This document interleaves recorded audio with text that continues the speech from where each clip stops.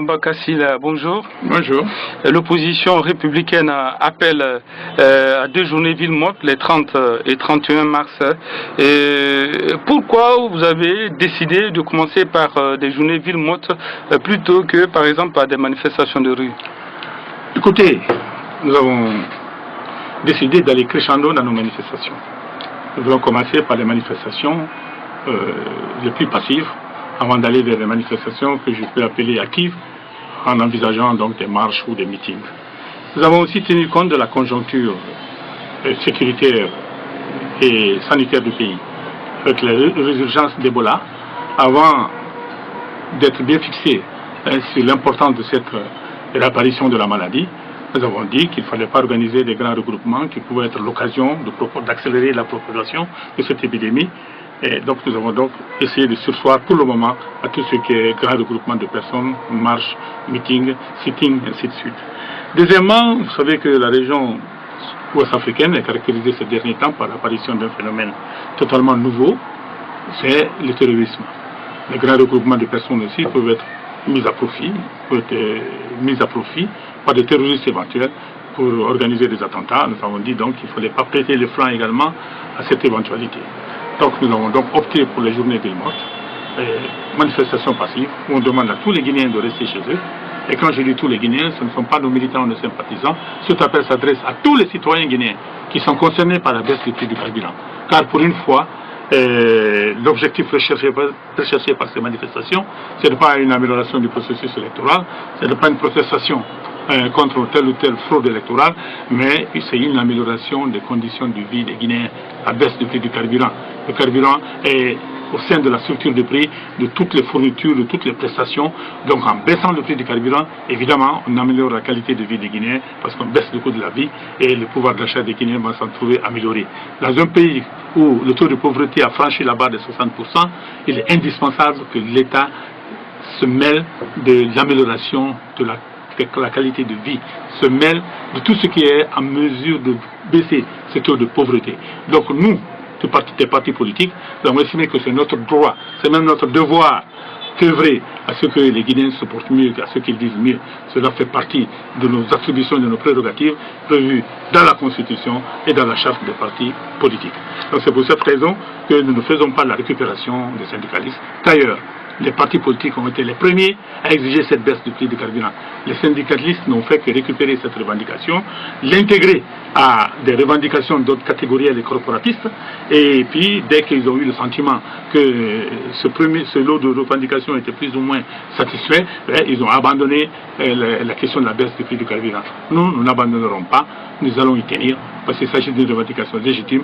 Nous refusons que les Guinéens payent la facture de la malgouvernance par l'augmentation des taxes et des impôts ou par le maintien du carburant à un prix anormalement élevé, ce qui constitue une forme de surtaxe en faveur de ce gouvernement pour boucher les trous, pour remplir les caisses de l'État qui ont été totalement vidées par des marchés surfacturés, par des marchés de gré à gré, par des financements occultes de campagne électorale, par des endettements intempestifs et excessifs des trésors vis-à-vis de la Banque centrale, 1,860 milliard, par des couvertures illicites de marché de gré à gré auprès de certaines banques nationales et étrangères qui reçoivent des garanties de la Banque centrale qui n'est pas dans ce rôle en le faisant. Bref, nous refusons que ceux qui pillent les ressources de ce pays-là soient ceux qui imposent la misère au peuple de Guinée pour payer donc le fruit de leur mauvaise gouvernance. Alors justement, avant de parler de cette question de récupération des revendications syndicales, si jamais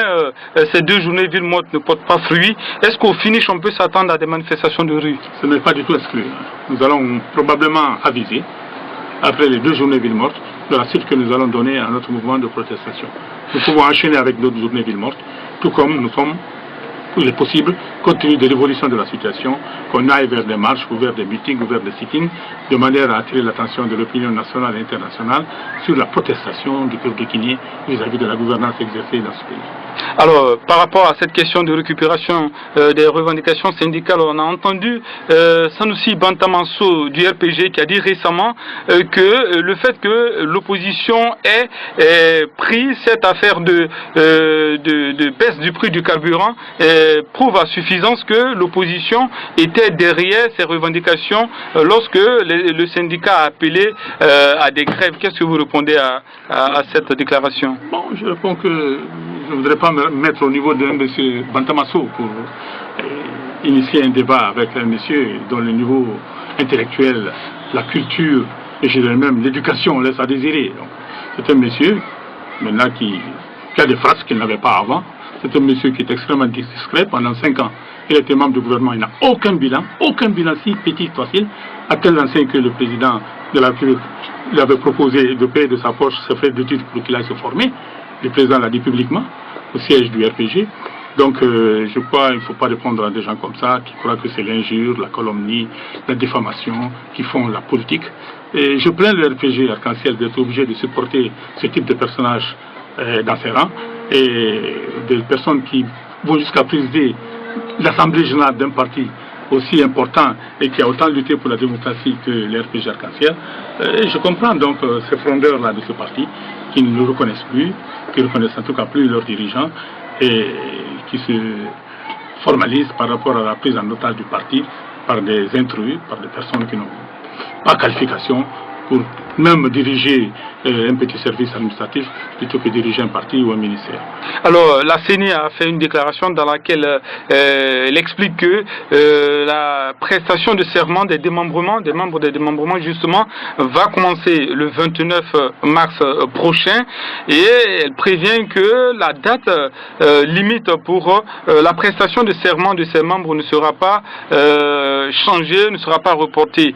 Est-ce que ça ne vous inquiète pas un peu du côté de l'opposition à partir du moment où les listes du côté de l'opposition n'ont pas encore été toutes déposées? Non, je ne crois pas. Je crois que d'ici cette date-là, ce sera fait, mais les menaces de la CENI ne nous impressionnent pas. Bon, on sait que c'est ce que la CENI aujourd'hui, comme je le disais tantôt.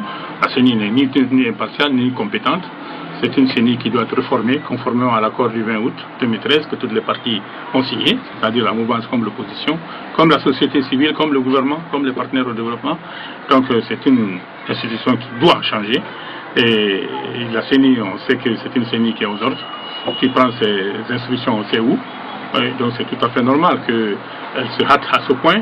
L'objectif étant de tout faire pour que l'opposition ne soit pas présente dans les structures, dans les démembrements, pour amener la CENI à faire ce qu'elle veut. Donc, mais nous n'accepterons pas encore que cette unité de démocratie qui est devenue la marque de fabrique de la CENI se perpétue.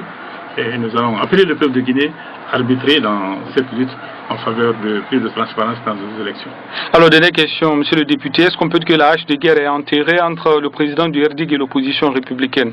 Absolument, absolument. Ce n'était pas une hache de guerre, c'était juste, comme cela arrive souvent dans des associations de partis politiques, des petits différends, des petits contentieux circonstanciels. Tout ceci vient d'être levé. Il a suffi d'une simple rencontre, de quelques minutes de discussion, d'échange, pour qu'on se rende compte que fondamentalement rien ne posait les deux partis politiques. Et donc ce différend il est complètement réglé. Et le RDIC va participer à notre plénière qui se tiendra demain au QG de l'UFDG. Et aussi à votre journée ville morte du 30 et 31. Évidemment, à nos manifestations à venir. Monsieur Abba Kassila, merci d'avoir répondu à nos questions. Je vous en prie.